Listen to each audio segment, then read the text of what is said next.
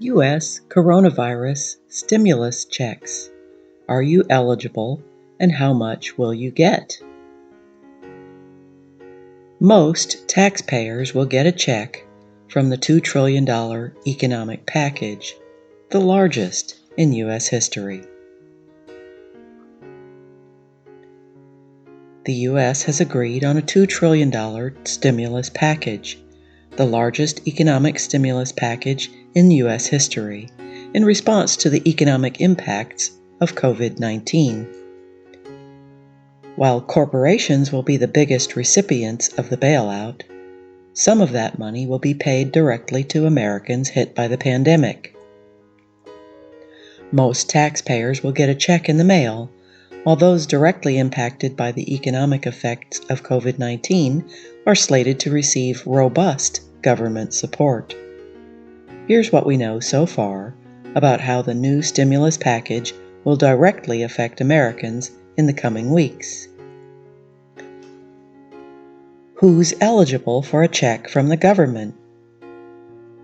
Congress will spend about $250 billion for checks up to $1,200 per person that will go directly to taxpayers.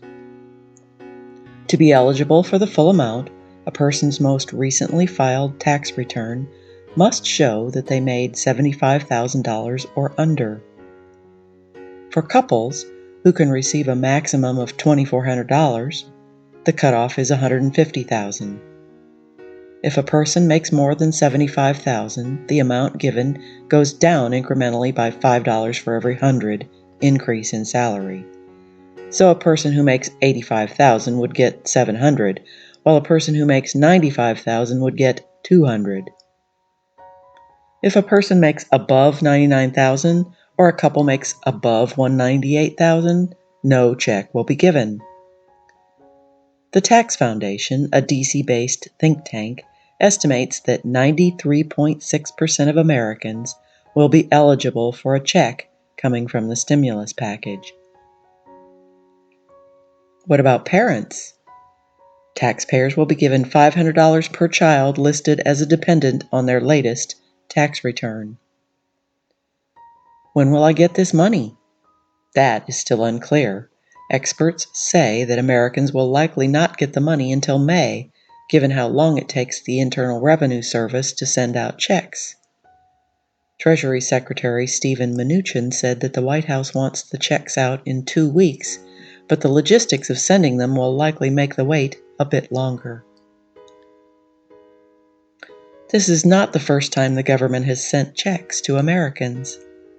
The federal government gave up to $300 in 2001 and $600 in 2008 to taxpayers who met a certain income bracket to similarly stimulate the economy. Does the package help unemployed workers? Yes, specifically the bill will increase unemployment insurance by $600 for 13 weeks, about 4 months, for every person, added to the existing unemployment compensation a person gets from their state's program. The length and amount of compensation varies from state to state, a majority of states providing a maximum of 26 weeks of compensation, while average weekly compensation ranges from 20% of a person's wage to just over 50%. What about freelance and gig workers? While unemployment insurance typically does not cover people who are self-employed, freelancers, contractors, and gig workers, the bill comes with a pandemic unemployment assistance measure that will extend insurance to those workers. Has there been any changes to paid leave? Not in this bill. Earlier last week, Donald Trump signed the Families First Coronavirus Response Act, a bill worth about $100 billion, meant to expand paid sick leave and emergency paid leave, but it came with major loopholes. Companies with over 500 employees were not mentioned in the bill, while companies with under 50 employees can apply for exemptions.